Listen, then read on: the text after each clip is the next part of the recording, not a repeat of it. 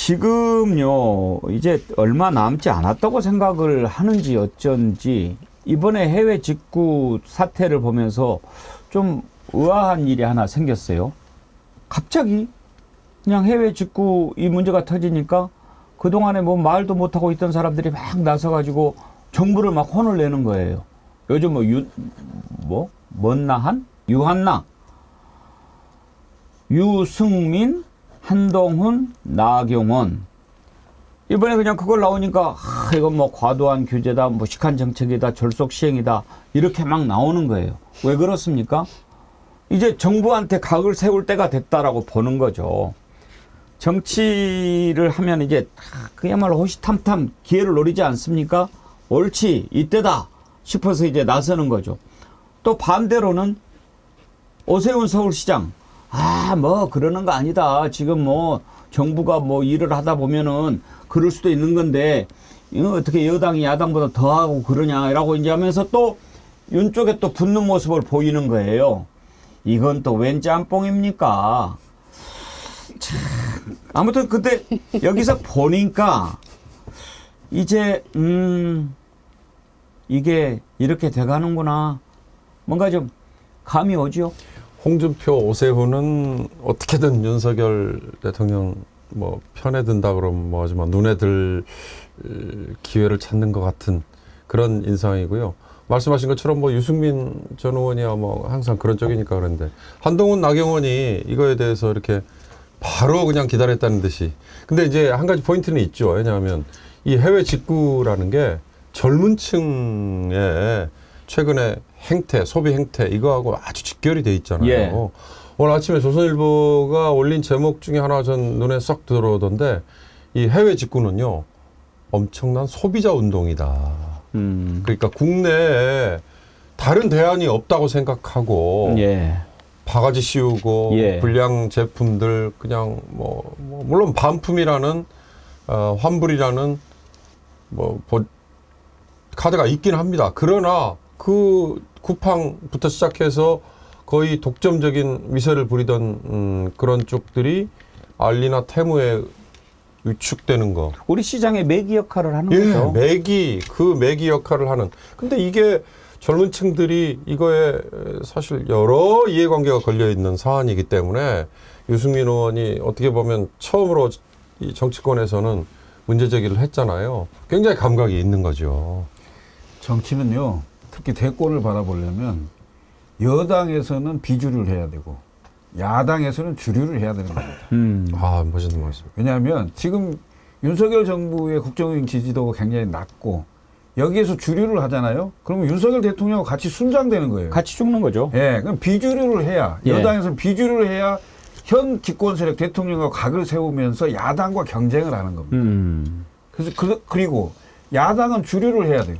주류를 해야 바로 대통령하고 대결할 수 있는 구도가 생기기 때문에 지금 여당의 유한나라고 하는 분들은 나름 비윤 또는 반윤의 인사들이잖아요.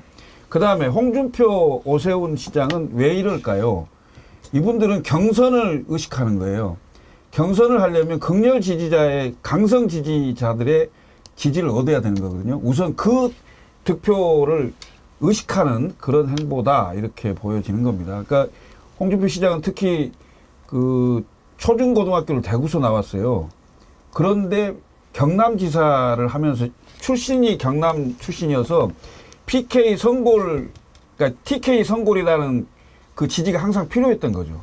그래서 지금 윤석열 대통령을 옹호하고 한동훈을 견제하고 이런 모습을 보이는 게 아닌가 보여집니다. 하여튼 유한나 대 오홍 예. 싸움이 어떻게 결론이 날지는 모르겠습니다만 어홍 어떻게 결론 날지 모르겠습니다만은 저는 이제 뭐 전대를 앞두고 있으니까 정치인들이 때를 만난 거죠. 한마디씩은 다 할 수 있다고 생각합니다. 거기 안에 시시비비도 다 들어있고요.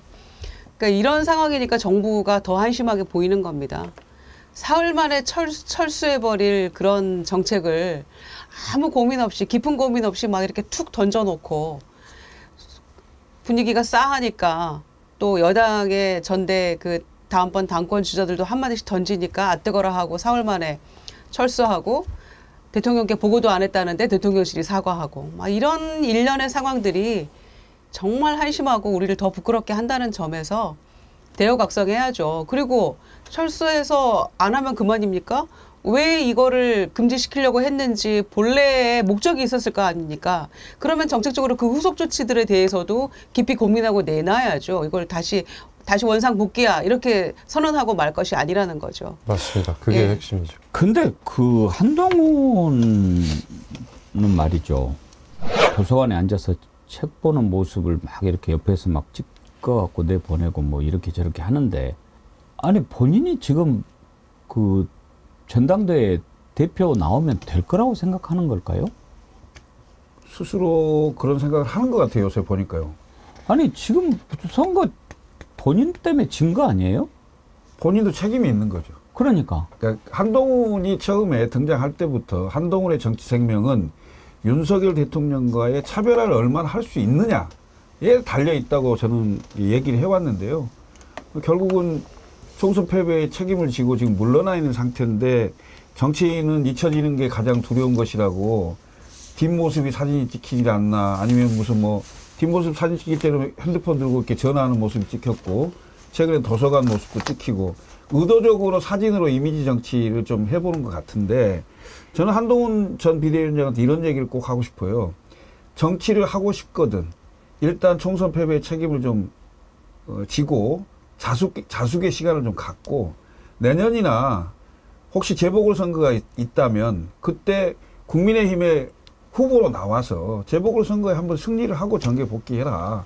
그러면 혹시 모르겠다. 본인 실력으로 이겼으니까, 선출직에 나섰으니까. 그거 없이 지금 다시 7월 8월에 있는 전당대회에 나온다는 것은 좀 후한무치한 생각이 아닌가, 이런 생각이 아까 비주류 얘기하셨잖아요. 네. 그러니까 각을 세우려고 책 보는 걸로 컨셉을 잡았을까? 그랬을 겁니다. 나는 책 본다. 예. 누구는 책 나는 버리고, 나는 책 안 버린다. 누구는 버리고 나는 보고. 책 한 권도 안 보는 사람하고 다르다. 뭐 그런 이야기 하려고. 나 술 안 마신다. 좋다. 컨셉 좋네요. 그 컨셉인가? 아유, 한심해. 궁금하네. 이것도 한심하고 저것도 한심합니다. 한심한 방송 오늘 여기까지 하겠습니다.